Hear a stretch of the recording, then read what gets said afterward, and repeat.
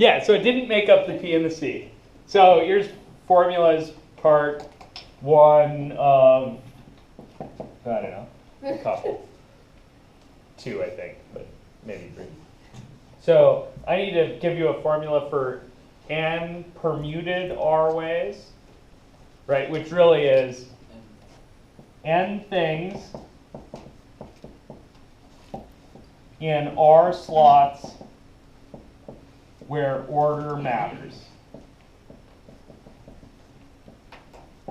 Okay?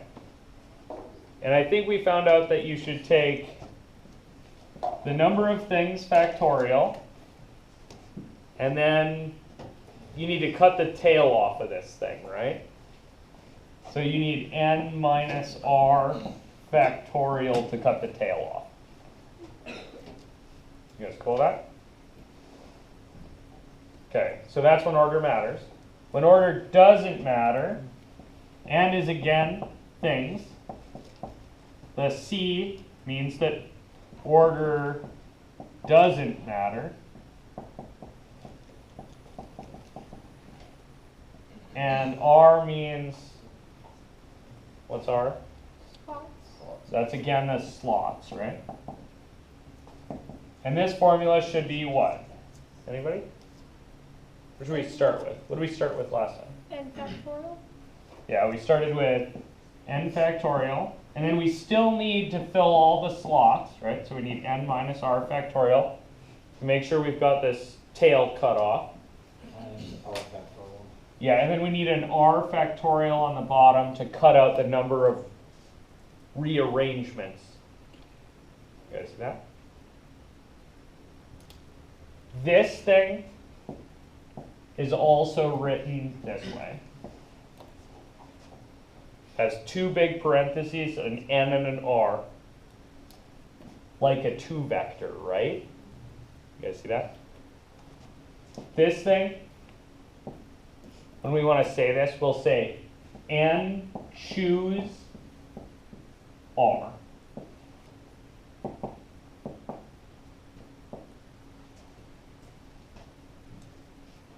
You guys cool with that? That thing happens a lot. So we're going to talk a lot about n choose r type stuff.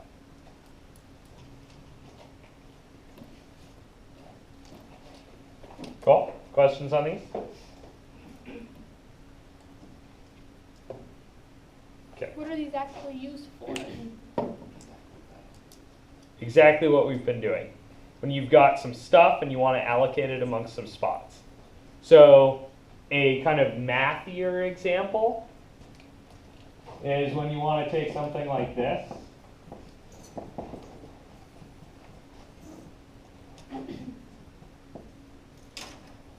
and foil, right?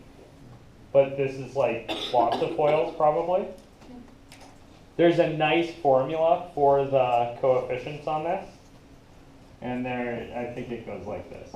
N choose R, A to the N, B to the N minus R, and add these up or something. Can't we just use Pascal's triangle? Yeah, Pascal's triangle will give you the N choose R's.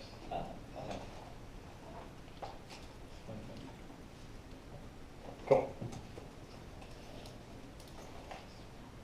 Questions, things? So that's one possible option. Other places this shows up are calculating probabilities for card hands, right? We already found out that you need chooses there. So we'll need to do some creative slot manipulations to figure out how many hands there are with our specific things. But we already know how many total hands there are. We just calculated that. You guys see that? That was that 52 over 47. 52 factorial over 47 factorial times 5 factorial. Is that the answer you want, or do you want us to actually figure it out? God, no. Leave it written this way. Okay. The reason I'm giving you this is so you can write things this way. Okay. Cool? Questions? Okay. Let's get some.